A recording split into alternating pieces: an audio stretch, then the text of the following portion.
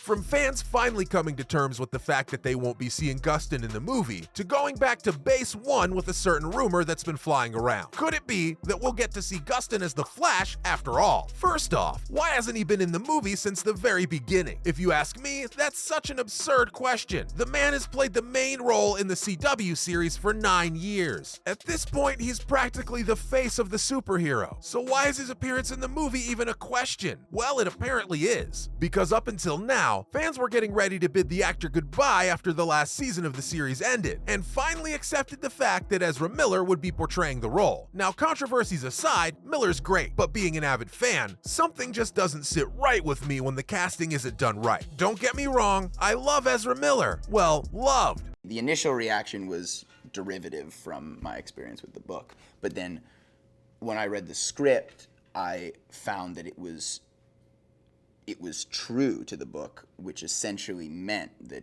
their work may be exceptional, but their actions aren't, which is disappointing since they have it all: the looks, the talent, and the opportunities. But their recent scandals may have very well thrown their hard work away. And as a previous fan of the actor myself, catching up on all their problematic behavior was shocking at the very least. And it's not like they can just be dismissed either. They've become a huge issue, since they keep piling up one after the other. And you might want to take a seat before I start listing them off, because it ain't pretty. But what did Miller do that was so scandalous? What's with the Miller hate train, you ask? Brace yourself, as there's quite a record. It seems like they've done it all. You're powerless and outnumbered.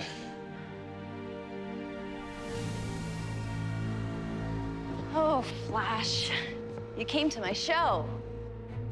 See, From allegations of aggravated assault and harassment to theft and even grooming minors, they've been arrested twice and have had multiple restraining orders filed against them. And that didn't seem to do the job because they were put behind bars again. That too, just days after the premiere of Fantastic Beasts: The Secret of Dumbledore. This time, it was for suspicion of second-degree assault. And that's just the summary of them all. Throwing my biases aside, their actions are totally uncalled for. It's shocking how they even made it in the movie. Idea of the way gender and sexuality works, and I think we've created this really superfluous sort of like binary in the way we think about gender, and So how did he end up securing the main role in what's predicted to be one of the year's biggest movies? Well, his concerning behavior obviously caught the attention of producers. And after all their legal issues started piling up, an emergency meeting was held to address the issue. According to Rolling Stone, Warner Brothers and DC executives reached an agreement to pause future projects starring Miller. They also met with Miller to discuss their activities. The actor was also to apologize for bringing all this negative attention to the film and the studio, since the studio wasn't taking this whole situation lightly and was even considering canceling the film's release. The actor broke their silence and apologized for their behavior. "I want to apologize to everyone that I've alarmed and upset with my past behavior. I'm committed to doing the necessary work to get back to a healthy, safe, and productive stage in my life." But what does this mean for the upcoming movie? Now that the trailer's been released, fans are not happy to see that Miller wasn't kicked out of the franchise.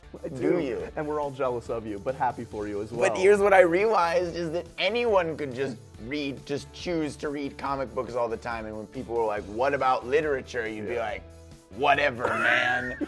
Even though the studio said they were totally committed to changing, many fans weren't willing to be as forgiving. Many even boycotted the movie, saying they wanted nothing to do with it. Since the new DC slate was announced, Henry Cavill wasn't allowed to return either. What made Miller any different? And even though there's a lot to look forward to in the movie, with Michael Keaton's highly anticipated return as Batman, the return of General Zod by Michael Shannon, Ben Affleck's Batman, and Sasha Calle's debut as Supergirl, it's hard for fans to wrap their heads around the fact that Miller won't be facing any consequences, and they aren't ready to overlook the star's actions just for the sake of the movie, even if it's The Flash. But is there a silver lining to this whole ordeal? Could Miller's legal issues give way for another star to come into the light? With the movie closer than ever, there's still hope for us Gustin fans. Yep, there still might be a way for Grant Gustin to step in. Okay, not to be insensitive, I wish the 30-year-old the best of luck on their path to recovery. Keep in mind, this is all speculation. This isn't the first time this rumor's been circulating the internet. Ever since the movie started filming, it was suspected he'd show up somewhere, either as a cameo appearance or another version of The Flash. Coming back down the escalator, and you and your brother, Josh, I guess, are